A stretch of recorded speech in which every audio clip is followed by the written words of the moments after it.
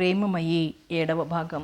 6వ భాగంలో అపర్ణ చిన్నమామయ్య కూతురి గురించి ఉత్తరం రాస్తుంది. ఆ అమ్మాయి పెరిగి పెద్దదై మద్రాసులో ఉంటుంది. కథ కొనసాగుతుంది. ఆ రోజు రాత్రికి హోటల్లో బస చేసి ఆ మర్నాడు ఉదయం జ్యోతిర్మయిని తీసుకుని సతీష్ చంద్రని చూడటానికి బయలుదేరారు సూర్యనారాయణమూర్తి, జనార్దన్ రావు. వీళ్ళు వెళ్ళేసరికి అతనప్పుడే పాలు రొట్టె తీసుకుని పడుకుని ఉన్నాడు. జ్యోతిని, ఆమె వెనుక ఉన్న వాళ్ళని చూసి ఎవరై ఉంటారో తేలిగ్గానే ఊహించాడు.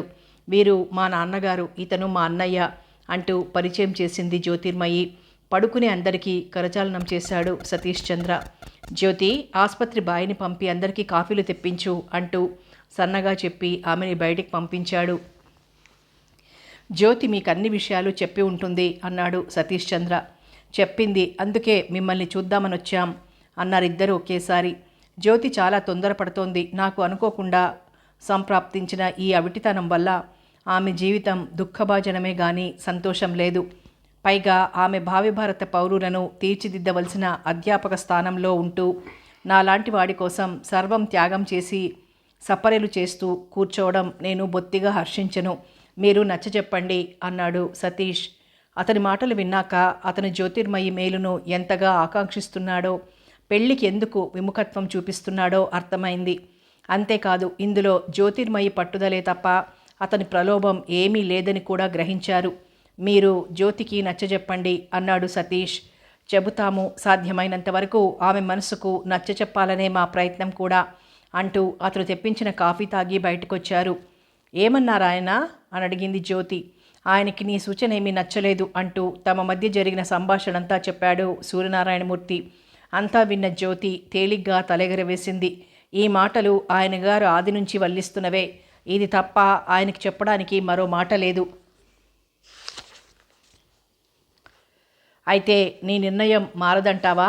మారదు, దృఢంగా అంది జ్యోతి. సరే, ఒకసారి ఈ ఉత్తరం చూడు అంటూ పోస్ట్లో 2 రోజుల క్రిందట వచ్చిన ఉత్తరం ఆమె చేతికిచ్చాడు. అది సత్రం నుంచి వెంకటేశ్వరరావు రాసిన ఉత్తరం. గబగబా చదివింది జ్యోతి. ఈ వెంకటేశ్వరరావు ఎవరు అని అడిగింది జ్యోతి ఆశ్చర్యంగా. ఆయన నీ కన్న తండ్రి, తాపీగా జవాబిచ్చాడు సూర్యనారాయణ. ఆ మాటతో తన నెత్తిన పెద్ద బండరాయి వచ్చి పడినట్లయింది జ్యోతిర్మయికి. పైన ఆకాశం, కింద భూమి తలక్రిందులైనట్లు, తను దిక్కు మొక్కు కానక అలమటిస్తున్నట్లు తలపట్టుకొని 2 క్షణాలు అలాగే ఉండిపోయింది. వెంకటేశ్వరరావు నా అక్కయ్య పెనిమిటి. నిన్ను కనగానే ఆమె ప్రాణం పోయింది. మీ నాన్న కావడానికి పెద్ద జమీందారీ వంశస్థుడైన ఆస్తి అంతా పోగొట్టుకున్న దౌర్భాగ్యుడు. నిన్ను పాలుకొని పోసి పెంచే స్థితిలో లేనివాడు నా చేతిలో పెట్టాడు. పెంచు, లేకపోతే ఏ శరణాలయంలోనో చేర్పించు అని. ఆ క్షణంలో మా అక్కయ్య దీనవదనం నీలో కనిపించి, ఛీ, శరణాలయంలో చేర్చడమేమిటి? ఉంటే నాతో పాటు ఉంటుంది, తింటుంది, లేకపోతే పస్తుంటుంది. నాకే మరో పిల్ల ఉంటే పెంచుకోనా అని అప్పటికప్పుడు నిర్ణయించుకుని కష్టమైనా సుఖమైనా సరేనంటూ పెంపకానికి తీసుకొచ్చాను. నువ్వు బుద్ధిగా చదువుకున్నావు, ఇంత దానివయ్యావు. ఆ ఉత్తరం చూసావుగా, ఒకసారి మద్రాసు వదిలి అక్కడికి వెళ్ళి చూసిరా. అవసాన దశలో ఉన్న ఆ వృద్ధ ప్రాణానికి రవంత స్వాంతనం కలిగించు. కన్న తండ్రిని కళ్ళారా చూసి నీ ప్రేమ వృత్తాంతం, నీ నిర్ణయం ఆయనకి చెప్పిరా. ఆయన ఏమంటారో విను. ఇన్నాళ్ళు ఆయన ఏనాడు నీ విషయంలో జోక్యం పెట్టుకోలేదు. పాపం, చివరి రోజుల్లో నిన్నొకసారి చూడాలనిపించి ఉంటుంది. వెళ్ళి చూసిరా అన్నాడు గంభీరంగా. జ్యోతిర్మయి మెదడు క్షణం మొద్దుబారినట్లయినా తర్వాత తేరుకుంది. ఆ ఉత్తరం చదివాక ఆమెకే ఒకసారి వెళ్ళి చూడాలనిపించినట్లుంది. వెడతాను, మీరు కూడా ఒకసారి నాతో వస్తారా? నన్నొక్కతిని వెళ్ళమంటారా అని అడిగింది. వస్తాను, పాపం పెద్దవాడైపోయాడు, ఒకసారి చూసొస్తేనే మంచిది అన్నాడు. జనార్దన్ రావు మటుకు నెల్లూరు వెళ్ళిపోయాడు. హాస్టల్లో చెప్పి చిన్న బ్రీఫ్ కేసులో బట్టలు సర్దుకొని తిన్నగా సతీష్ దగ్గరికి వచ్చింది జ్యోతి. 2-3 రోజులు నువ్వు ఇక్కడికి రాకు అన్నాడు సతీష్. ఆ మాటకి కోపం వచ్చినా, నేను ఎలాగూ ఉండటం లేదులే, ఊరు వెళ్తున్నాను, అది చెప్పిపోదామనే వచ్చాను అంది. మంచిది, వెళ్ళిరా అన్నాడు ముభావంగానే. కానీ అతను ఎందుకలా అన్నాడో మటుకు అర్థం కాలేదు జ్యోతికి. జ్యోతిర్మయిని తీసుకుని సూర్యనారాయణమూర్తి వెంకటేశ్వరరావు ఉంటున్న సత్రానికి వచ్చేసరికి మధ్యాహ్నం 2 గంటలైంది. అప్పుడే నిద్రపోయి లేచాడు వెంకటేశ్వరరావు. గుమ్మంలో ఆగిన రిక్షా, అందులోంచి దిగిన సూర్యనారాయణని చూస్తూనే తేలిగ్గా గుర్తుపట్టాడు వెంకటేశ్వరరావు. ఆ పక్కన ఉన్న పడుచును చూడగానే ఎవరా అని అనుకున్నాడు ముందు. ఏం బావా కులాసానా, ఇదిగో మీ అమ్మాయిని తీసుకొచ్చాను అంటూ జ్యోతిర్మయిని చూపించాడు. రోజుల పసిగుడ్డు ఇలా పెరిగి పెద్దదై ఇంత అందంగా తయారవుతుందని ఏమాత్రం ఊహించని వెంకటేశ్వరరావు మాటరాని మూగవాడిలా చూడసాగాడు కూతుర్ని. జ్యోతిర్మయి కూడా చిక్కి శల్యమైన ఆ బడుగునే రెప్పవేయకుండా చూస్తోంది. ఇతను తన తండ్రి పెద్ద జమీందారి ఇంట బిడ్డై సర్వం కోల్పోయి సత్రం పాలైన మందభాగ్యుడు. ఈ పిల్ల నిజంగా అదృష్టవంతురాలు. అందుకే సమయానికి పిలిచినట్టు సూర్యనారాయణమూర్తి ఆనాడు తనని కలిశాడు. ఏ కళనున్నాడో పిల్లను పెంచడానికి ఒప్పుకున్నాడు. అతను రాకపోతే తను శరణాలయంలో పడేసేవాడే అనుకున్నాడు. తనివి తీరా కుమార్తెను చూసుకుంటూ. నీ పేరేమిటమ్మా అని అడిగాడు వెంకటేశ్వరరావు. జ్యోతిర్మయి. ఏం చదువుతున్నావు? బీకాం ఫస్ట్ క్లాస్లో పాస్ అయి బీఈడి ట్రైనింగ్ అవుతున్నాను మద్రాసులో. చాలా సంతోషం తల్లి అంటూ ఆనంద బాష్పాలు ఒత్తుకున్నాడు. చటుక్కున అపర్ణ గుర్తుకొచ్చింది. ఆమె చేతి చలవ వల్ల రాసి రాయగానే బిడ్డ కళ్ళ ముందు ప్రత్యక్షమైంది. ఈ శుభ సమయంలో ఆమె కూడా ఒకసారి ఇక్కడికి వస్తే ఆ పిల్లని చూస్తుంది. వెంటనే ఫోన్ నెంబర్ ఇచ్చింది కనుక గుమస్తా చేత ఫోన్ చేయించాడు. అపర్ణే ఫోన్ తీసుకుంది. నేను సత్రం నుంచి మాట్లాడుతున్నానమ్మా, మీరు ఒకసారి జరూరుగా బయలుదేరొస్తారా? వస్తాను, ఇంకా బావగారు రాలేదు, మా వారు ఊళ్ళో లేరు, కారు రాగానే వస్తానంటూ రిసీవర్ పెట్టేసింది అపర్ణ. అత్తగారికి ఒంట్లో బాగాలేదని భర్త ఆమెను తీసుకురావడానికి హైదరాబాద్ వెళ్ళాడు. తోటికోడలు పుట్టింటికి వెళ్ళింది. తనకు ఒక్కతి ఉండటం కూడా బోరుగానే ఉంది. ఇంతలో బయట కారు ఆగింది. బావగారు ప్రభాకర్రావు పైకి వెళ్ళిపోయాడు. బ్లాక్ నైట్ విస్కీ సీసా అందుకుని ఒక్కడూ కూర్చొని తాగుతున్నాడు. వంటావిడ కాఫీ తెచ్చి బల్ల మీద పెట్టింది. అలా ఉండని అన్నాడు నిర్లక్ష్యంగా. కాఫీ అందుకోలేదు. బావగారు విస్కీ సేవనంలో ఉన్నాడు కనుక ఇక ఆ పూటకి బయటికి కదలడనే భావించింది అపర్ణ. బావగారిప్పుడు ఫ్యాక్టరీకి కానీ మరెక్కడికైనా కానీ వెళ్తారా అని అడిగింది. వెళ్ళననే చెప్పారు. నన్ను ఇంటికి వెళ్ళిపోమన్నారు. 7 దాటాక వెడదామని అని ఆగిపోయాను. మీరెక్కడికైనా వెడతారా అని అడిగాడు. అపర్ణ వాచి చూసుకుంది. 6:15 అయింది. ఓ గంటలో వచ్చేద్దాం. చిన్నమామగారిని చూడాలి, సత్రానికి తీసుకువెళ్ళు అంటూ కారులో కూర్చుంది. తిన్నగా సత్రం గుమ్మం ముందు కారు ఆపాడు. అదిగోనమ్మా మీ వదిన వచ్చింది సంతోషంగా అన్నాడు వెంకటేశ్వరరావు. ఆ మాటతో అంతా అర్థమైపోయింది అపర్ణకి. సంపంగి పువ్వు రంగు జాకెట్టు, అదే రంగు చీర, ఎడమ చేతికి హెచ్ఎంటీ వాచి, కుడి చేతికి పసుపు రంగు గాజులు, మెడలో సన్నని చైను. 25 లోపు యువతిని చూడగానే అపర్ణ మనసు ఆనంద తరంగితమైంది. మీ వదిన అపర్ణ అంటూ చూపించి ఈ పిల్లే ఆనాటి పిల్ల అంటూ పరిచయం చేశాడు. జ్యోతిర్మయి అపర్ణ అందాన్ని రెప్పవాల్చకుండా చూస్తోంది. నీ పేరేమిటమ్మా అంది ఆపేక్షగా. జ్యోతిర్మయి. బీకాం పాస్ అయి బీఈడి ట్రైనింగ్ అవుతోందట మద్రాసులో. వెంకటేశ్వరరావు అందుకుని చెప్పాడు. ఆ మాట విని తేలిగ్గా ఊపిరి పీల్చుకుంది. పాపం విజయ్ లాంటి నికృష్ట జీవితం గడపనవసరం లేకుండా విద్యావంతురాల్ని చేసిన సూర్యనారాయణని మనసులోనే అభినందించింది. మద్రాసులో ఎక్కడుంటున్నావు? హాస్టల్లో అంటూ తన హాస్టల్ అడ్రస్ కాగితం మీద రాసిచ్చింది జ్యోతి. అది అందుకుని పర్సులో పెట్టుకుంది అపర్ణ. అప్పటి వరకు కేవలం ప్రేక్షకుడిగా ఉన్న సూర్యనారాయణమూర్తి అప్పుడు కలగజేసుకుని అపర్ణ గురించిన వివరాలు అడిగి తెలుసుకున్నాడు. ఇంక అసలు విషయం ఆమె ఉండగానే చెప్పడం మంచిదనుకొని జ్యోతిర్మయి ప్రణయ వృత్తాంతం టూకీగా చెప్పాడు. అతను మంచంలోంచి లేవలేనివాడు. నీ త్యాగబుద్ధి, నీ సంకల్పం మంచిదే అయినా 1కి 4 సార్లు ఆలోచించుకోవడం మంచిది అన్నాడు తండ్రి. అవునమ్మా, అతనికి ఆపరేషన్ సక్సెస్ అయితే నువ్వు అదృష్టవంతురాలివి, లేకపోతే జీవితమంతా దుఃఖభాజనమే అంది అపర్ణ. అయితే నా అదృష్టాన్ని పరీక్షించుకోమంటారా వదినా? ఆ మాటతో ఇక జ్యోతి సంకల్పం మారదని, ఏదైనా నిర్ణయిస్తే దానికి ఇంక తిరుగులేని నిర్ణయమే తీసుకుంటుందని సూక్ష్మగ్రాహి అయిన అపర్ణ గ్రహించింది. వెళ్ళాక ఉత్తరం రాయి అంది అపర్ణ. రాస్తాను, మీరు ఒకసారి మా మద్రాసు రండి, హాస్టల్ అడ్రస్ ఇచ్చానుగా అంది జ్యోతిర్మయి. వీలు చూసుకొని వస్తానులే అంటూ మందహాసం చేసింది. ఆ పూట అక్కడే అందరికీ భోజనాలు ఏర్పాటు చేసింది అపర్ణ. ఆ కబురు ఈ కబురు చెబుతూ ఒక్కొక్కటే ఆమె విషయాలు అడిగి తెలుసుకుంటూ అపర్ణ అక్కడే 1 గంట ఉన్నది. ఈ గంటలోనూ అపర్ణ అంటే చాలా గౌరవం, అభిమానం ఏర్పడ్డాయి జ్యోతిర్మయికి. తన తండ్రి ఆమె తనకు చేసిన ఉపకారాలు చెబుతుంటే శ్రద్ధగా వింది. ఆమె మంచి మనసుకు సంతోషించింది. అపర్ణకి గంట టైము క్షణంలా గడిచింది. ఆ రాత్రికి ఉండి మర్నాడు ఉదయమే వెళ్ళిపోతాం అని అపర్ణకు చెప్పింది జ్యోతి. ప్రభాకర్ రావు గదిలో ఒక్కడు కూర్చొని తాగుతున్నాడు. అపర్ణ కారులో సత్రానికి వెళ్ళిందని కూడా అతనికి తెలియదు. సరిగ్గా అదే సమయంలో తలలో మల్లెపూల చెండు, గులాబీ రంగు నైలెక్స్ చీర, అదే రంగు జాకెట్టు, ఎర్రని చెప్పులు ధరించి నడి వయసులో ఉన్న డ్యాన్స్ టీచర్ సులోచన తటాలున తలుపు తోసుకుని లోపలికి వెళ్ళింది. ప్రభాకర్ రావుని చూసి ఆగిపోయింది. పెద్దగా శరీరఛాయ లేకపోయినా అదో విధమైన ఆకర్షణ గల ముఖం, పుష్టికరమైన శరీరం, నడకలో ఒక విధమైన చమక్కు రాజా ప్రభాకర్ రావుని మత్తుగొలిపాయి. కూర్చో అన్నాడు ప్రభాకర్ రావు.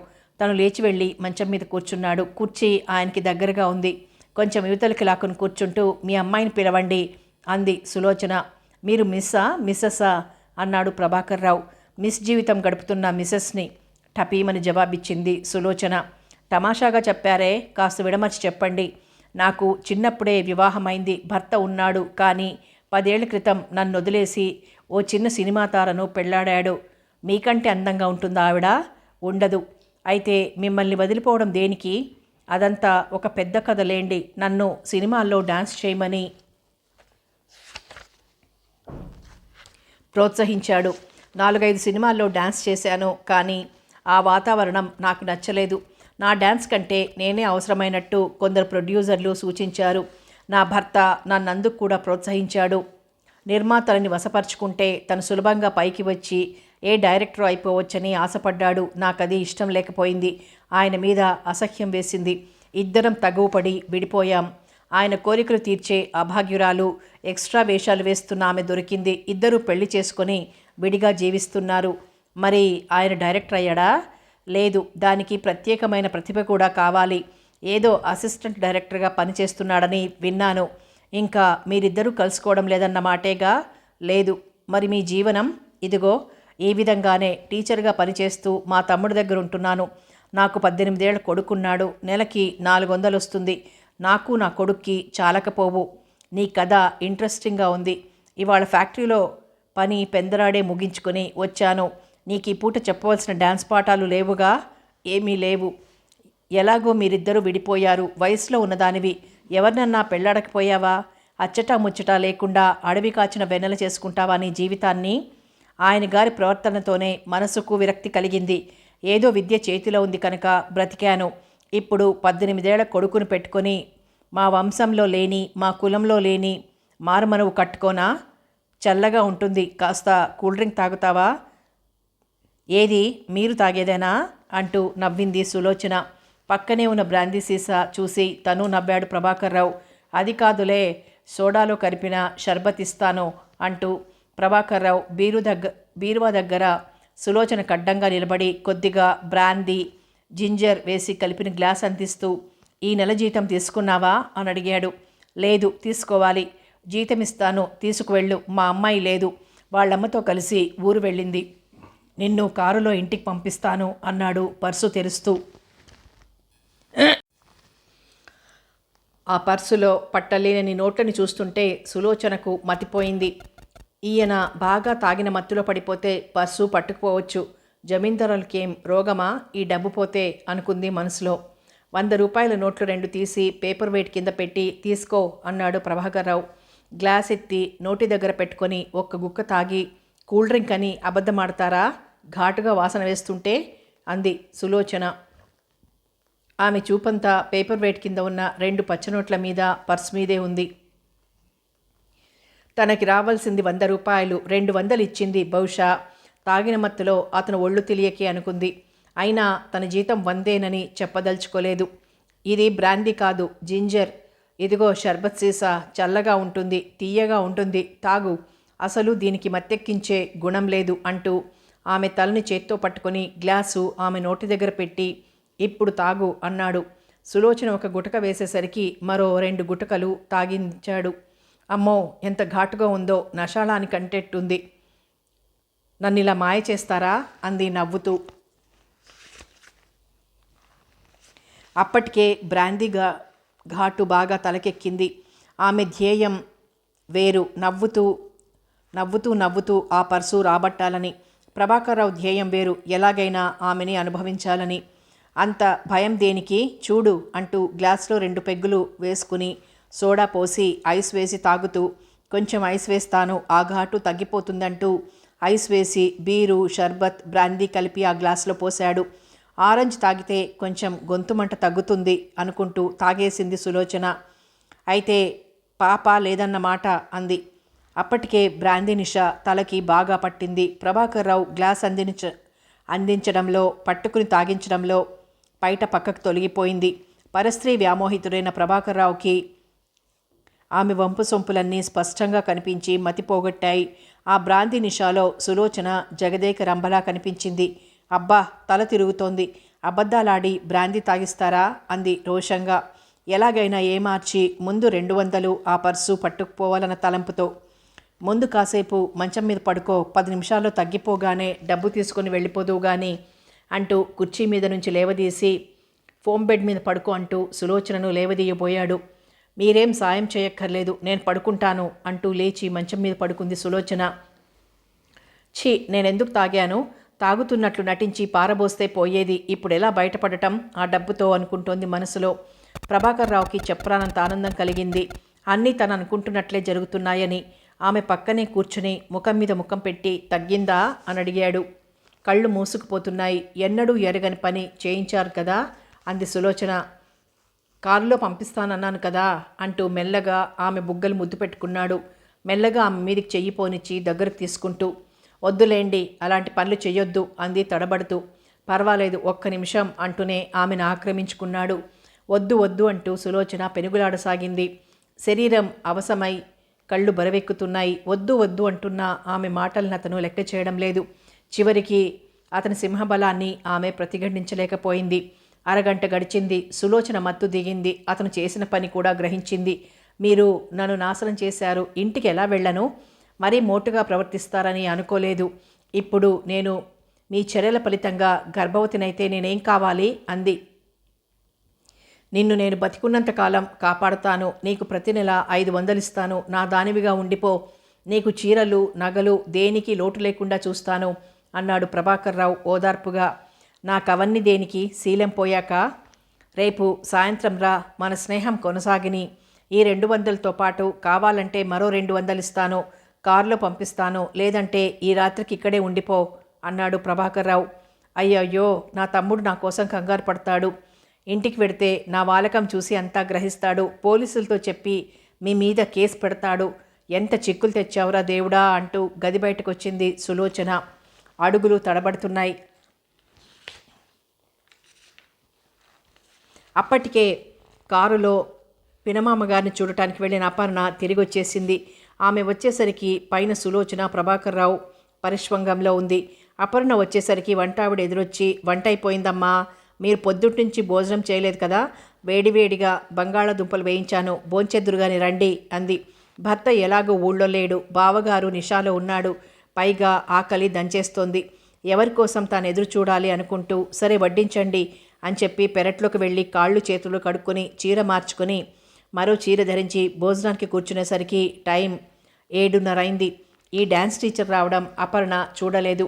వంటగదిలో ఉన్న వంటావిడ చూడలేదు. అపర్ణ భోజనానికి కూర్చున్న సమయానికి సులోచన గది గుమ్మం నుంచి బయటికి వచ్చి, ఇది మా తమ్ముడికి చెప్పి మీ మీద కేసు పెట్టిస్తాను, జైలుకు పంపిస్తాను చూడండి అంటోంది. ఆ మాటలకి మంచం మీద పడుకున్న ప్రభాకర్రావు టపీమని లేచాడు. ఏమిటి, జైలుకు పంపిస్తావా? నీకు నేను ఇందాక చెప్పినవన్నీ నచ్చకపోతే 10,000 ఇస్తాను, తీసుకో. నువ్వు ఎన్నాళ్ళు సంపాదిస్తే 10,000 నిలవేస్తావు అని అడిగాడు. నాకు ఆ డబ్బే మక్కర్లేదు. పోలీసుల వరకు వెళ్లాల్సిందే వ్యవహారం. మీలాంటి ధన మదాంధులకి తగిన శాస్తి జరగాలి. 10,000, 25,000 ఇస్తామంటూ ఇలా ఎంతమందిని మోసం చేస్తారు? డాక్టర్ సర్టిఫికేట్ తీసుకుని పోలీసులకి రిపోర్ట్ చేయిస్తాను అంటూ హ్యాండ్ బ్యాగ్ తీసుకుని ప్రభాకర్రావుని బెదిరిస్తూ కిందికి దిగింది. ఆ మాటలకు ఒళ్ళు మండిపోయింది ప్రభాకర్రావుకి. ఏదో నన్ను బెదిరిస్తోంది, దీన్ని ఆ మాత్రం నేను బెదిరించలేనేమిటి అనుకుంటూ బీరువాలోంచి రివాల్వర్ తీసుకున్నాడు. ముందు సులోచన, ఆ వెనక రివాల్వర్తో ప్రభాకర్రావు వెళ్ళడం భోజనం చేస్తున్న అపర్ణ గమనించే అవకాశం లేకపోయింది. మరో 5 నిమిషాలు గడిచాయో లేదో ఢామ్ అని రివాల్వర్ పేలిన శబ్దమైంది. ఆ మోతకి ఉలిక్కి పడిన బాబు లేచి కెవ్వును ఏడవసాగాడు. పెరుగు వేసుకుని అన్నం తింటున్న అపర్ణ బాబు దగ్గరికి పరిగెత్తింది. బాబునెత్తుకుని యువతలకు వస్తుండగా డ్రైవర్ పరుగున వచ్చి, ఏదైనా పాత చీర ఇవ్వండి, అర్జెంట్ అన్నాడు. అపర్ణ ఉతికి ఆరవేసి లోపలికి తెచ్చిన చీర గబాలను తీసిచ్చింది. ఎందుకు అని కూడా అడగడం మర్చిపోయి. మళ్ళీ తిరిగి వచ్చిన డ్రైవరు గోనె సంచి తాళ్ళు ఉంటే చూడండి అన్నాడు. వడ్ల కొట్టం దగ్గరికి వెళ్ళి ఖాళీ గోనె సంచి ఓ తాడు ఇస్తూ, ఏమైంది స్వామి, దేనికి ఇవన్నీ? ఇందాక ఆ చప్పుడేమిటి? నీ కంగారేమిటి అని అడిగింది గబగబా. ఎవరితో అనకండమ్మా, డాన్స్ టీచర్ చనిపోయింది. ఎవరడిగినా ఆవిడిక్కడికి రాలేదని చెప్పండి అంటూ పరిగెత్తాడు. మరో 5 నిమిషాల్లో కారు వెళ్ళిన శబ్దమైంది. ఆ మాట వినేసరికి బుర్ర పూర్తిగా పనిచేయడం మానేసింది అపర్ణకి. ఇంతలోకి డాన్స్ టీచర్ ఎలా చనిపోయింది? అసలు ఇక్కడికి ఎప్పుడొచ్చింది? ఎవరు చంపేశారు? ఇందాకటి శబ్దం రివాల్వర్ది కాదు కదా? ఇంతకీ ఈ డ్రైవర్ ఎందుకు ఇవన్నీ పట్టుకుపోయినట్టు? ఆవిడ శవం కోసమా? బావగారు పైన నిషాలో పడిపోయి ఉంటారు. వంటావిడిని పంపి విషయం చూడమంటే సరిపోతుంది. ఆలోచనలతో సతమతమైపోతుంది అపర్ణ. ఏమైందమ్మా అంది వంటలక్క. డాన్స్ టీచర్ని ఎవరో చంపేశారట. ఇందాక వినబడింది తుపాకీ మోతలా ఉంది అంది కంగారు పడుతూ. ఇలాంటి వాళ్ల కోసం రౌడీలు తిరుగుతూనే ఉంటారమ్మా. ఎవరినో మోసం చేసుంటుంది. వాడు ప్రాణం తీసిపోయింటాడు అంది తేలిగ్గా కొట్టిపారేస్తూ. నువ్వు వెళ్ళి బావగారికి ఎలాగైనా చెప్పిరా. వంటావిడ పైకి వెళ్ళి తలుపులు తీసే ఉన్నాయి, ఆయన లేరమ్మా అంటూ దిగి వచ్చింది. అపర్ణ తెల్లబోయింది. ఈయనెప్పుడు వెళ్ళిపోయారు? తను సత్రంలో వాళ్ళని చూడటానికి వెళ్ళినప్పుడు దిగి వచ్చి తిట్టుకుంటూ ఏ ట్యాక్సీలోనో వెళ్ళిపోలేదు కదా కారు తీసుకెళ్ళినందుకు అనుకుంటూ హడలిపోయింది అపర్ణ. ఇన్ని విడ్డూరాలు, ఇన్ని విపరీతాలు ఇంత త్వరగా జరుగుతాయేం అనుకుంది. అసలు ఇంతకీ జరిగింది ఏమిటంటే, సులోచన వెనకే వెళ్ళిన ప్రభాకర్రావు ఇంకా గేటుకు 40 గజాల దూరం ఉండగానే ఏయ్ ఆగు అన్నాడు. వెనకాలే వచ్చి బ్రతిమాలి తిరిగి మేడ మీదకి తీసుకువెళ్ళి 10,000 కాకపోయినా ఆ పర్సులో ఉన్న 2,000 ఇస్తాడని బెట్టుసరిగా బెదిరించి ముందుకు నడిచిన సులోచన ప్రభాకర్రావు కంఠంలోని కర్కసత్వానికి భయపడింది. ఏం, దేనికి అని అడిగింది. పిచ్చివేషాలు వెయ్యమాకు, నేను నీకంటే తెలివైన వాడినే. పోలీసులకి చెబితే నిన్నేం చెయ్యాలో నాకు తెలుసు. మంచిగా చెబుతున్నాను విను. రేపు సాయంత్రం రా, మరో 200 ఇస్తాను. నెలకు 500 ఇచ్చి బ్రతికినంతకాలం పోషిస్తాను ఆఖరిసారిగా అన్నాడు ప్రభాకర్రావు. ఇవన్నీ మీరు మీ అవసరం తీరే వరకు పలికే చిలక పలుకులు. నన్ను మీరు లొంగదీయలేరు. మీ మీద కేసు తప్పదు అంది జంకుతూనే. ఆ పద్ధతిలో నువ్వు ఈ గ్రౌండ్స్ దాటి వెళ్ళవు. దాంతో పౌరుషం పొడుచుకొచ్చిన సులోచన చటుక్కున వెనక్కి తిరిగింది. ఏం చేస్తారు? చంపేస్తారా? చంపండి చూస్తాను అంటూ 2 అడుగులు ముందుకు వేసింది. చంపిన తర్వాత నువ్వు చూసేదేమిటి? అదే చూద్దాం. 1 గంటలో తిరిగొచ్చి మీ అంతు తేల్చనా అంటూనే వెనక్కి తిరిగింది. గేటు దాటి పోనిస్తే నిజంగానే పోలీసులకు చెబుతుందేమోనని భయపడిన ప్రభాకర్రావు తటాలున రివాల్వర్ పేల్చాడు. ఆమె అరిచే శక్తి లేనట్టు నిలువున కూలిపోయింది. అపర్ణ చిన్నమామగారిని చూసి వచ్చినాక కారు ఇంకా గుమ్మంలోనే ఉంచి బీడీ కాలుస్తున్న డ్రైవర్ అదిరిపడి లోపలికొచ్చాడు. డ్రైవర్ అన్న ప్రభాకర్రావు పిలుపు విన్నాడు.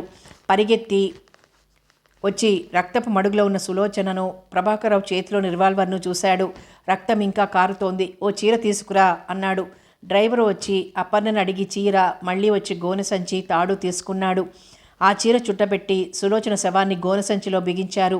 డ్రైవర్ కారు తీసుకుని వచ్చాడు. హ్యాండ్ బ్యాగ్లో డబ్బుంది, నువ్వు తీసుకొని ఆ హ్యాండ్ బ్యాగ్ కూడా గోనె సంచిలో పడేయి అన్నాడు ప్రభాకర్రావు. సులోచన శవాన్ని డిక్కీలో పెట్టాడు. ప్రభాకర్రావు డ్రైవ్ చేస్తూ కారు తోటలోకి తీసుకుపోయాడు. తోటమాలి తోటలోని బంగళా వెనక పెంకుటింట్లో ఉంటున్నాడు. మాలి అని పిలిచాడు ప్రభాకర్రావు. జవాబు లేదు. డ్రైవర్ చూడు, మాలిని పిలు, గుణపం గడ్డపార తీసుకో అన్నాడు. డ్రైవర్ వెళ్ళి గుణపం గడ్డపార తెచ్చాడు. మాలి లేడు సార్, తలుపు తాళం వేస్తుంది. తాగడానికి పోయాడో సినిమాకి పోయాడో అన్నాడు. ఇవి ఎక్కడున్నాయి? వసారాలో ఉన్నాయి. అయితే మరీ మంచిది రా. పడమటి వైపు అరటి చెట్ల వెనక గొయ్యి తవ్వు. కారుని లోపలికి తీసుకువచ్చి గోనె దింపు అన్నాడు ప్రభాకర్రావు. డ్రైవర్ కారుని లోపలికి తీసుకొచ్చాడు. డ్రైవరే గొయ్యి తవ్వాడు. ప్రభాకర్రావు మట్టి లాగి పారేశాడు. డ్రైవర్ గొయ్యి తవ్వడం పూర్తి చేసి గోనె సంచిని మెల్లగా దింపాడు. సులోచన శవాన్ని గోతిలో పాతిపెట్టి కప్పి పారతో మళ్ళీ దిమ్మి పారేసి మళ్ళీ యథాప్రకారం గడ్డపారను గుణపాన్ని మాలి ఇంటి ముందు పడేశారు. కారు ఫ్యాక్టరీకి పోని అన్నాడు ప్రభాకర్రావు. ఫ్యాక్టరీకి వెళ్లేసరికి 10:15 వెంటనే కంపెనీ డైరెక్టర్లకి ఫోన్ చేశాడు. కాస్త ఖుషి చేసి పేకాడుకుందాం, వీలుగా ఉంటే రండి అని చెప్పాడు 2-3 ఓ వస్తున్నాం అంటూ పలికాయి అవతలి కంఠాలు. డ్రైవర్ వైన్ షాప్ నుంచి 3 బ్రాందీ సీసాలు, 1 డజన్ సోడాలు తెచ్చాడు. డ్రైవర్, నువ్వేం కావాలంటే అవి తినిరా, 12-1 గంట దాకా ఇక్కడే ఉండాలి అన్నాడు ప్రభాకర్రావు. ఏం మర్చిపోలేదు కదా? ఏం మర్చిపోలేదు సార్ అంటూ భరోసా ఇచ్చాడు డ్రైవర్. ఆ రాత్రి 1 గంటకు ప్రభాకర్రావు తిరిగి కారులో ఇల్లు చేరాడు. మేడ మీద తన గదిలోకి వెడుతూ ఎవరైనా వచ్చారా అని అడిగాడు మరదల్ని. సులోచన కొడుకొచ్చాడు అంది అపర్ణ. ఏమని చెప్పావు? నేను చూడలేదని చెప్పాను. అపర్ణ జవాబు విని పైకి వెళ్ళిపోయాడు. సులోచన చనిపోయిన చోట మరకలు కనిపించకుండా నీళ్లు పోసి కడిగియ్యమని ముందే డ్రైవర్కి చెప్పాడు ప్రభాకర్రావు. నీళ్ల తొట్టిలోంచి 4 బకెట్ల నీళ్లు పోసి అక్కడ శుభ్రం చేసి ఇంటికి వెళ్ళిపోయాడు డ్రైవరు. ఏం గొడవలు జరుగుతాయో, తెల్లారితే ప్రాణానికి ఏం ముప్పు వాటిల్లుతుందో అని భయపడుతూనే వెళ్ళాడు. బావగారు అడిగిన ప్రశ్నలకి అంతూ దరి చిక్కక ఈయనతో సులోచన హత్య సంగతి డ్రైవర్ చెప్పాడా, ఈయనకి తెలిసిందా అని ఆలోచిస్తూ పడుకుంది అపర్ణ. ఈ జమీందారింట్లో ఇలా ఉంటే తెల్లవారగానే ట్రైన్లో మళ్ళీ మద్రాసు వచ్చింది జ్యోతిర్మయి. సతీష్ చంద్ర కోసం ఆమె ప్రాణం కొట్టుకుపోతోంది. తిన్నగా ఆసుపత్రికి వచ్చింది. ఆమె వచ్చేసరికి నర్సు సరస్వతి అతని బెడ్ పక్కనే నిలబడి టెంపరేచర్ చూస్తోంది. 102 ఉంది జ్వరం అంది సరస్వతి. సరస్వతి మాటలో అదో రకమైన మార్దవం, చూపులో లాలన. అతనంత జ్వరంలోనూ ఆమెను చూసి చిరునవ్వు నవ్వడం స్పష్టంగా చూసిన జ్యోతిర్మయి గుండెలు బగ్గున మండాయి అసూయతో. అతని జ్యోతిర్మయిని చూసి హలో, ఊరించి వచ్చావా అని అడిగాడు. అవునన్నట్లు తల ఊపింది. అక్కడే ఉన్న స్టూల్ మీద కూర్చుంది. జ్యోతి, ప్లీజ్ అండర్స్టాండ్ మీ. నాకు యావజ్జీవితం పక్క నుండి సేవ చేయడానికి నర్సు సరస్వతి అంగీకరించింది. ఉద్యోగం వదులుకుంటుంది. ఆ వెనకనే మ్యారేజీ చేసుకుంటాం. ఇక నువ్వు నా జీవితంలోకి తొంగి చూడకు అన్నాడు కటువుగా. జ్యోతిర్మయి కళ్ళల్లో నీళ్లు గిర్రును తిరిగాయి. అతని మాటలు బాణాల్లా గుచ్చుకోగా అక్కడుండలేక ఏడుస్తూనే హాస్టల్కి వచ్చేసింది. అతను రావద్దని కఠినంగా శాసించిన మమత చంపుకోలేక 2 రోజులు ఆగి వెళ్ళింది. ఆ వార్డు ఖాళీగా ఉంది. జ్యోతిర్మయి నెత్తిన బాంబు పడినట్లయింది. డాక్టర్ జయరాఘవన్ కనిపించాడు. విష్ చేసి అతన్ని విషయం అడిగింది. నిన్ననే వెళ్ళిపోయాడమ్మా. నర్సు సరస్వతిని పెళ్లి చేసుకుంటున్నాడు. సరస్వతి కూడా తన ఉద్యోగానికి రాజీనామా ఇచ్చి అతనితో వెళ్ళిపోయింది అన్నాడు. జ్యోతిర్మయి అక్కడే కుప్ప కూలిపోయింది. ఎంత దాచినా దాగని కన్నీరు ఆమె కళ్ళ నుండి అదే పనిగా స్రవిస్తున్నాయి. అది చూశాడు doctor. Please don't weep and create a scene. ఇలాంటి అవకాశాలు అందరి జీవితాల్లోనూ ఏదో ఒక రోజున సంభవించకపోవు. ఏదో ఒక రూపంలో వాటిని ధైర్యంగా ఎదుర్కోవడమే మన పని అని ఫిలసాఫికల్గా సలహా ఇచ్చాడు. మీ హృదయానికి తగిలిన గాయం ఎలాంటిదో నేను గ్రహించగలను. మీరు ధైర్యం వహించాలి. కాలమే ఇలాంటి గాయాలు మాన్పుతుంది అంటూ జయరాఘవన్ ధైర్యం చెప్పాడు. ఎంత మోసం చేశాడు. చెప్పా పెట్టకుండా వెళ్ళిపోయాడు. అతను ఇలాంటి పని చేస్తాడని కల్లో కూడా ఊహించలేదనుకుంటూ ఏడుస్తూనే హాస్టల్కి వచ్చింది. ప్రేమించిన వ్యక్తి దూరమయ్యాడు. ఇంకా తనకి మిగిలిందా చదువే. అదే శ్రద్ధగా నేర్చుకోవడం ప్రారంభించింది జ్యోతిర్మయి. చీకటిలో జరిగే పాప పుణ్యాలను తనలో ఇమిడ్చుకొని నూతన ప్రత్యూష పవనాలకు స్వాగతం చెబుతూ నిశాకన్య నిష్క్రమించింది. భానోదయమై లోకం కళ్ళు తెరిచే వేళ అపర్ణ నిద్రలేచింది. గత 2 రోజులుగా జరిగే సంఘటనలన్నీ తలుచుకుంటే మనసంతా బరువుగా ఉందామెకి. భయం నరాల్లోనూ పాకిపోయింది. ఎందుకు ఈ విష పరిణామాలు ఏర్పడుతున్నాయి? ఈ కుటుంబం ఏమవుతుంది? వికలమైన హృదయంతో ఏదో ఆ పని ఈ పని చేసుకుని దేవుని మీద భారం వేస్తూ 2 వైపులా దీపాలు వెలిగించి నమస్కారం చేసింది. పిల్లాడు లేచాక స్నానం చేయించి పాలు పట్టి కాస్త కాఫీ తాగి తన గదిలోకి పోయి పడుకుంది. చెట్టు చెడే కాలానికి కుక్కమూతి పిందెలు పుడతాయి అన్నట్లుంది తమ కుటుంబ స్థితి. ఏ సామెత ఊరికే రాదు. దాసీ మనిషితో సరాగాలు, మద్యపానం, వీటికి తోడు అహంకారం, ధన మదాంధత్వం మూర్తిభవించిన బావగారు, ఆయనతో తగుపడి వెళ్ళిపోయిన తోటికోడలు. ఈ గొడవలతోనే తలనొప్పి పుడుతుంటే మగనితో కాపురం వదులుకొని తనంత తాను స్వతంత్రంగా బ్రతుకుతున్న సులోచన ఎందుకు చనిపోయింది? చీరాసారే కట్టబెట్టి ఆ డ్రైవర్ ఆ శవాన్ని ఏం చేసినట్టు? అతనికంతా పూసుకొని చేయవలసిన అవసరం ఏంటి? ఎవరో బయటి వాళ్ళు వచ్చి తమ స్థలంలో సులోచనని చంపారా? అసలు అలా చంపే అవకాశం ఉందా? ఆమె ఎప్పుడొచ్చింది? తన పినమామగారిని చూడటానికి వెళ్ళినప్పుడా? అప్పుడొస్తే బావగారు చూశారా? అప్పుడనగా వచ్చిన వ్యక్తి తన కంటపడకుండా ఎక్కడుంది? అంతసేపు ఏం చేస్తోంది? అందాకా ఉన్న వ్యక్తిని అంతట్లోకే ఎవరు కాల్ చేశారు? స్త్రీలోలైన ప్రభాకరరావుతో ఆమెకు సంబంధం ఉండటానికి అవకాశం ఉందా? ఉంటే ఆమె చనిపోయిన టైంకు పైన బావగారు లేరని చెప్పింది కదా వంట మనిషి. అసలు సులోచన బావగారితో సంబంధం పెట్టుకుందా? అయినా ఆమె రోజు వచ్చి వెళ్ళాక వచ్చే బావగారు ఆమెతో సంబంధం పెట్టుకునే అవకాశం ఉందా? సులోచన కొడుకు ప్రకాశం నేను మా అమ్మ కలిసి వచ్చాం ఇక్కడికి. మా అమ్మ లోపలికి వెళ్ళడం చూశానని చెప్పాడే. ఇందులో ఏం కొత్త ప్రమాదం ఉందో అనుకుంటూ మదనపడుతోంది అపర్ణ. సరిగ్గా ఇదే సమయంలో సుధాకర్రావు టాక్సీ దిగి లోపలికి వచ్చాడు. అది గదిలో ఉన్న అపర్ణ చూడలేదు. గదిలోంచి వస్తున్న ప్రభాకర్రావు చూశాడు. గబగబా తమ్ముడి చెయ్యి పుచ్చుకొని తన గదిలోకి లాక్కుపోయాడు. సులోచనను గతరాత్రి తను ఎందుకు హత్య చేయవలసి వచ్చిందో పూసగుచ్చినట్టు చెప్పాడు.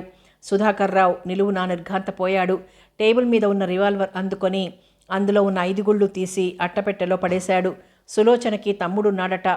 వాడు పోలీసులకు రిపోర్ట్ ఇస్తే సాలోచనగా అన్నాడు ప్రభాకర్రావు. సబ్ ఇన్స్పెక్టర్ ఎవరో ఎంక్వైరీకి వస్తాడు, నేను మాట్లాడతానులే అన్నయ్య. అయినా శవాన్ని తోటలో పాతిపెట్టకుండా బండ కట్టి కాలువలో పడేస్తే సరిపోయేదిగా అన్నాడు సుధాకర్రావు. ఆ సమయంలో తనకి అది తట్టనందుకు చాలా బాధపడ్డాడు ప్రభాకర్రావు. అంతగా పీకల మీదికొస్తే నేనున్నానుగా, నువ్వేం బాధపడకు అంటూ అన్నగారికి ధైర్యం చెప్పి తన గదిలోకి వెళ్ళాడు సుధాకర్రావు. అడుగుల చప్పుడు విని చివాలున లేచింది అపర్ణ. ఎప్పుడొచ్చారు అని అడిగింది ఆశ్చర్యంగా. చిన్నపోయిన భార్యని ఒక్క క్షణం పరిశీలనగా చూశాడు సుధాకర్రావు. రాణిగారికి కోపం తగ్గిందా అని అడిగాడు దగ్గరకు తీసుకుంటూ. ఆ మాట విననట్టే అతన్ని బలంగా హత్తుకుపోయింది అపర్ణ. గాబరాగా అపర్ణని హృదయానికి హత్తుకున్నాడు. అత్తయ్య గారు రాలేదా అని అడిగింది. వచ్చింది, నేను ఆసుపత్రి దగ్గర దింపి వచ్చాను. ఆవిడ ఇంటికి వస్తే మళ్ళీ డాక్టర్ దగ్గరికి తీసుకువెళ్ళడానికి మనం యజ్ఞం చేయాల్సిందే తప్ప మందు పుచ్చుకోదు. ఆనక నువ్వు వెళ్ళి తీసుకురా అన్నాడు. ఏ ఆసుపత్రి? అదే మన మధుసూదన్ రావు ఆసుపత్రి. అలాగేనన్నట్టు తల ఊపింది అపర్ణ. స్నానం చేసొస్తానంటూ కిందికి దిగాడు. అతను స్నానం చేసి వచ్చేసరికి టిఫిన్ కాఫీ తీసుకువచ్చింది. భర్త టిఫిన్ చేస్తుంటే విజయ ఎలా ఉంది అని అడిగింది అపర్ణ. ఆ పిచ్చిమ ఆలోకంతో సంసారం ఎలా ఉంటుంది? అలాగే ఉంది, బాగా చిక్కిపోయి. ఇంతలో బాబు లేచాడు. అపర్ణ లేచి బాబునెత్తుకొని భర్త దగ్గరకు తీసుకొచ్చింది. టిఫిన్ ప్లేట్ పక్కన పెట్టి బాబునెత్తుకున్నాడు సుధాకర్. ఇంతలో రయ్యమంటూ జీప్ వచ్చి గుమ్మం ముందాగింది. పోలీస్ సబ్ ఇన్స్పెక్టర్ రాంబాబు, ఒక కానిస్టేబుల్, సులోచన తమ్ముడు చలపతిరావు, కొడుకు ప్రకాశం అందులోంచి దిగారు. ఎస్ఐ ఈ జమీందారీ కుటుంబాన్ని బాగా ఎరుగున్నవాడు. గుడ్ మార్నింగ్ సార్, ఈయన mister Chalapathirao, dance teacher Sulochana తమ్ముడు. ఈ అబ్బాయి ఆమె కొడుకు ప్రకాశం. ఇతను తల్లితో కలిసి మొన్న సాయంత్రం ఇక్కడికి వచ్చాడట. తిరిగి 8 గంటల ప్రాంతంలో ఈ అబ్బాయి తల్లి కోసం వచ్చాడట. ఆమె కనిపించలేదట. అసలు రాలేదని ఎవరో చెప్పారట. నిన్నల్లా ఎరుగున్న వారందరినీ అడిగారు. అందరిళ్ళు అడిగి ఏమైపోయిందోనని కంగారు పడి పోలీస్ కంప్లైంట్ ఇచ్చారు అన్నాడు రాంబాబు. అపర్ణ, డాన్స్ టీచర్ సులోచన మొన్న సాయంత్రం ఇక్కడికి వచ్చిందా అని అడిగాడు సుధాకర్రావు. నేను చూడలేదండి. నేను మీ చిన్నాన్నగారిని చూడటానికి అక్కడికి వెళ్ళాను. నేను వెళ్ళే వరకు తను రాలేదు. నేను తిరిగి వచ్చాక రాలేదు. నేను ఇంటికి తిరిగి వచ్చాక బావగారు భోజనం చేయరని డ్రైవర్ చెప్పాడు. వెంటనే నేను భోజనానికి కూర్చున్నాను అంది అపర్ణ. పైకి రండి అంటూ ఆహ్వానించాడు సుధాకర్రావు. మిగిలిన వారంతా జీప్లో ఉండగా ఎస్ఐ ఒక్కడు పైకొచ్చాడు. ప్రభాకర్రావు రాంబాబుకి షేక్ హ్యాండ్ ఇచ్చి కూర్చోండి అంటూ కుర్చీలు చూపించాడు. సుధాకర్రావు మెట్లదాకా వచ్చి అపర్ణ కాఫీ పంపు అన్నాడు. అపర్ణ 4 కప్పుల నిండా కాఫీ పోసుకొని ట్రే తీసుకువెళ్ళి భర్తకు అందించింది. ఒకటి రాంబాబుకి, ఒకటి అన్నగారికి ఇచ్చి తనొకటి అందుకొని, అపర్ణ ఆ కాఫీ కప్పు తీసుకొని తాగు అంటూ ఇచ్చాడు సుధాకర్రావు. ఆ కాఫీ అందుకొని కిందికి దిగొచ్చింది అపర్ణ. కాఫీ తాగి కప్పు టేబుల్ మీద ఉంచి రాంబాబు సులోచన గురించి అడిగాడు. రావడం వచ్చింది, మా అమ్మాయి ఊరు వెళ్ళిందని చెప్పాను, వెంటనే వెళ్ళిపోయింది అన్నాడు ప్రభాకర్రావు. ఎన్ని గంటలకి? నాకు టైం సరిగ్గా గుర్తులేదు. మొన్న మధ్యాహ్నమే ఫ్యాక్టరీలో పని లేక తలనొప్పిగా ఉందని ఇంటికి వచ్చేశాను. బాగా నిద్రపోయాను. వచ్చాక టైం సరిగ్గా చెప్పలేను అన్నాడు ప్రభాకర్రావు. సరేనంటూ కిందికి దిగాడు రాంబాబు. ప్రభాకర్రావు చెప్పినవన్నీ వాళ్లతో చెప్పాడు. జీప్ వెళ్ళిపోయింది. ఆ రాత్రంతా మా అక్కయ్య ట్యూషన్లు చెప్పే చోట వెతికాము. నిన్నంతా ఎరుగున్న వాళ్ళ ఇళ్ళకి వెళ్ళాం. అక్క ప్రభాకర్రావు గారింటికి వచ్చింది, తిరిగి రాలేదు. మా మేనలుడు వస్తే అసలు చూడలేదన్నారట. మీరు గట్టిగా దర్యాప్తు చేయండి సార్. ఏ లారీ కిందనైనా పడుంటే ఈ పాటికి తెలుసుండేది. ఏ నూతిలోనో నదుల్లోనో పడి ప్రాణం తీసుకోవాల్సిన అవసరం ఆమెకి లేదు. ఏ రౌడీలైనా ఎత్తుకుపోయారో, అసలు బ్రతికుందో లేదో అంటూ వాపోయాడు చలపతిరావు. నేను దర్యాప్తు చేస్తానంటూ రాంబాబు భరోసా ఇచ్చాడు. పోలీసుల్ని ఆ ప్రాంతమంతా గాలించమన్నాడు. ఆమె రావడం వెళ్ళడం ఎవరెవరు చూశారో తెలుసుకోమని ఆదేశించాడు. చలపతిరావు ఆఫీసుకు వెళ్ళినా స్థిమితంగా ఉండలేకపోయాడు. ఏ పని చెయ్యలేక మదనపడుతున్న చలపతిరావును చూసి మేనేజర్ కారణం ఏమిటని ఆరా తీసినప్పుడు ఆయనకి తన అక్కని గురించి అంతా చెప్పేశాడు. వెంటనే మేనేజర్ శ్రీహర్రావు పోలీస్ కమిషనర్కి ఫోన్ చేసి రిసీవర్ చలపతిరావుకు అందించాడు. చలపతిరావు జరిగిందంతా చెప్పి రాజా ప్రభాకర్ రావు ఇంట్లోనో లేక పరిసరాల్లోనో తన అక్కయ్యను ఎవరైనా చంపి ఉంటారేమోనన్న అనుమానం కూడా బయటపెట్టాడు. ఈ కేసును ఎవరు దర్యాప్తు చేయడానికి వచ్చింది కమిషనర్ అడిగి తెలుసుకుని రాజా ప్రభాకర్ రావుకి ఫోన్ చేశాడు. కమిషనర్ ఆయన ఫ్యాక్టరీకి వెళ్ళిపోయారని ఫోన్ అందుకున్న అపర్ణే జవాబిచ్చింది. ఇన్స్పెక్టర్ జితేంద్రను పిలిచి విక్టర్ జేమ్స్ పోలీస్ కుక్కలను తీసుకువెళ్ళి ఆ భవనంలో ఆ చుట్టుపక్కల ఆరా తీ అన్నాడు కమిషనర్. వెంటనే పోలీస్ వ్యాన్లో జితేంద్ర 4 కానిస్టేబుల్స్ని 2 ఆల్సేషియన్ కుక్కల్ని తీసుకుని బయలుదేరాడు. ఉదయం భర్త వచ్చి అత్తగారి విషయం చెప్పగానే పోలీసులు పైనుండగానే కాఫీలు ఇచ్చిన వెంటనే అత్తగారిని చూడటానికి ఆసుపత్రికి బయలుదేరింది అపర్ణ. అపర్ణ వెళ్లేసరికి పద్మావతమ్మను పరీక్ష చేసి యువతలికొచ్చాడు డాక్టర్ మధు. బాగా నీరసంగా ఉన్న అత్తగారిని చూసి కలవరపడింది అపర్ణ. ఆవిడని 2-3 రోజులు ఆసుపత్రిలో ఉంచాలి అన్నాడు డాక్టరు అపర్ణతో. ఆ మాట వింటూనే హడలిపోయింది అపర్ణ. అది గమనించి మీరు కంగారు పడవలసిందేమీ లేదు, ఆవిడికి బ్లడ్ ప్రెషర్ ఎక్కువైంది, మా అధీనంలో ఉంటే మంచిది, మరి ఏ ఇతర ప్రమాదాలకు దారి తీయకుండా అన్నాడు డాక్టర్ ధైర్యం చెబుతూ. ఆవిడతో ఎన్నో విషయాలు చెప్పుకొని కాస్త స్వాంతన పడదామనుకున్న అపర్ణకి నిరాశే కలిగింది. ఆందోళనకరమైన ఇంట్లో జరిగే విషయాలని చెబితే ఆమెకి మరింత ఆందోళన కలిగి అనారోగ్యం ఎక్కువవుతుందే కానీ మరేమీ లాభం లేదని గ్రహించి తనలో తనే అన్నీ అణుచుకుంది అపర్ణ. అప్పటికప్పుడు పద్మావతమ్మకి గది ఏర్పాటైంది. అపర్ణ ఫ్లాస్క్లో తెచ్చిన కాఫీ, బాక్స్లో తెచ్చిన టిఫిను అత్తగారి చేత తినిపించేసరికి తాతలు దిగొచ్చారు. పిల్లాడిని ఒకసారి తీసుకురామ్మా అంది క్షీణస్వరంతో. నేను ఇంటికి వెళ్ళి మీ అబ్బాయితో ఈ విషయం చెప్పి దుప్పట్లవి తీసుకొస్తానంటూ ఇంటికొచ్చింది. ఆమె వచ్చేసరికి పోలీసులు వెళ్ళిపోయారు. భర్తతో డాక్టర్ చెప్పిన విషయాలన్నీ చెప్పింది. సుధాకర్ రావు భయపడిపోయాడు. వెంటనే ప్రభాకర్ రావుకి ఫోన్ చేశాడు. నేను వెంటనే వస్తాను, చూసొద్దామంటూ బయలుదేరాడు ప్రభాకర్ రావు. పరిస్థితి ఏమంత బాగాలేదని, అది ఏ క్షణమైనా వికృత పరిణామాలకు దారితీయవచ్చని చెప్పాడు ప్రభాకర్ రావుకి డాక్టరు. తల్లిని చూశారు. మీరు బాగా జాగ్రత్తగా ఉండండి, ఖరీదైన మందులు వాడండి, డబ్బుకేమీ వెనుకాడమో, ముందు ఆవిడికి నయం చేయండి, ఏ పక్షపాతానికి దింపకుండా అన్నారు అన్నదమ్ములిద్దరు ఒక్కసారే. డాక్టర్ తల ఊపాడు. ఇద్దరు బయటకు వచ్చేశారు. నువ్వు ఇంటికి వెళ్ళి సుధా, నేను ఒకసారి ఫ్యాక్టరీకి వెళ్ళి పరిస్థితులు చూసి వీలుగా ఉంటే సెలవిచ్చేసి వస్తాను అన్నాడు ప్రభాకర్ రావు. అలాగే నన్నట్లు తల ఊపాడు సుధాకర్ రావు. అతని కారులో ఇంటి దగ్గర దింపి తన ఫ్యాక్టరీకి వెళ్ళిపోయాడు ప్రభాకర్ రావు. సుధాకర్ భోంచేసి డ్రెస్ చేసుకుని అసలు ఏం జరిగింది అప్పన్నా, సులోచన రావడం నువ్వు చూడలేదా అని అడిగాడు. చూడలేదు, కానీ బయట లాన్లో రివాల్వర్ పేలిన శబ్దం వినిపించింది. అన్నం తింటున్న దాన్ని చటుకుని హాల్లోకి వచ్చాను. ఆ శబ్దాని కోసమో ఏమో బాబు ఉలిక్కిపడి లేచి ఏడవసాగాడు. వాడిని ఎత్తుకుని సముదాయిస్తుంటే డ్రైవర్ వచ్చాడు పరిగెత్తుకుంటూ. వస్తూనే చీర కావాలన్నాడు, ఇచ్చాను. ఆ తర్వాత గోనె సంచి తాడు కావాలన్నాడు, ఇచ్చాను. ఏమిటి అని అడిగితే డ్యాన్స్ టీచర్ చనిపోయింది, ఎవరికి ఆ సంగతి చెప్పమాకండి అంటూ హడావడిగా వెళ్ళిపోయాడు. ఆ మాటలకి భయపడిపోయి నేను అలాగే నిల్చుండిపోయాను. కారు వెళ్ళిన శబ్దం వినిపించింది. ఎవరో పరాయివారు మన గ్రౌండ్స్లోకి వచ్చి పొంచి ఉండి ఆమెను చంపుతారా అని అడిగింది అపర్ణ. ఆ సమయంలో అన్నయ్య ఉన్నాడా? మీరు వెళ్ళిన దగ్గర నుంచి ఆయన అదే పనిగా తాగుతున్నారట. ఆ సాయంత్రం ఈ రివాల్వర్ శబ్దం విని వంట మనిషిని పైకి పంపేసరికి లేరంటూ తిరిగి వచ్చింది. ఆయన ఎప్పుడు వెళ్ళారో, ఈ సులోచన ఎప్పుడొచ్చిందో నాకు బొత్తిగా తెలియదు అని జవాబిచ్చింది అపర్ణ. భార్య చెప్పిందంతా విని సరే ఏం జరిగినా కాచుకోక తప్పదు కదా, నేను ఒకసారి తోటలోకి వెళ్ళొస్తాను అన్నాడు సుధాకర్ రావు. ఇప్పుడు తోటలోకి ఎందుకు, పనేముంది, మాలికేమన్నా తెలుసునేమో కనుక్కొస్తాను. ఇవన్నీ మా అమ్మకి చెప్పకు సుమా, ఆవిడకి అసలే కాలు చెయ్యి పడిపోయే సూచనలున్నాయని డాక్టర్ గారు హెచ్చరించారన్నాడు సుధాకర్ రావు. అపర్ణ విని తల ఊపింది. మెల్లగా మేడమెట్లు దిగి కిందికొచ్చాడు సుధాకర్ రావు. ఫ్యాక్టరీకి వెళ్ళిన కారు తిరిగొచ్చింది. డ్రైవర్ని తీసుకుని తోటలోకి వెళ్ళాడు సుధాకర్. మాలి, నిన్న రాత్రి నువ్వు లేవా, ఎక్కడికి పోయావు అని అడిగాడు. మా ఆడోళ్ళు ఇంటికాడ లేరయ్యా, కాస్త చుక్కేసుకొద్దామని అలా పోయినా, తిరిగి వచ్చేతాలికి తమరి కారుంది, పెద్దయ్య గారు గట్లా వచ్చినారేమో, తాగడానికి వెళ్ళానని తిడతారేమో అని దూరంగా వెళ్ళిపోయాను. సరే, అమ్మగారు నిన్నొకసారి రమ్మన్నారు, వెళ్ళు అన్నాడు సుధాకర్రావు. బ్రతుకు జీవుడా అన్నట్లు వెళ్ళిపోయాడు మాలి. డ్రైవర్ సుధాకర్రావుని తీసుకుని వెళ్ళి శవం పాతిపెట్టిన చోటు చూపించాడు. అక్కడ కొంచెం గడ్డి గాదరా పడేయి అన్నాడు సుధాకర్రావు. డ్రైవర్ గడ్డి చెత్త ఆ స్థలంలో విరజిమ్మాడు. ఇంతలో పోలీస్ వ్యాన్ వచ్చి కమలాలయ బిల్డింగ్స్ గేటు ముందు ఆగింది.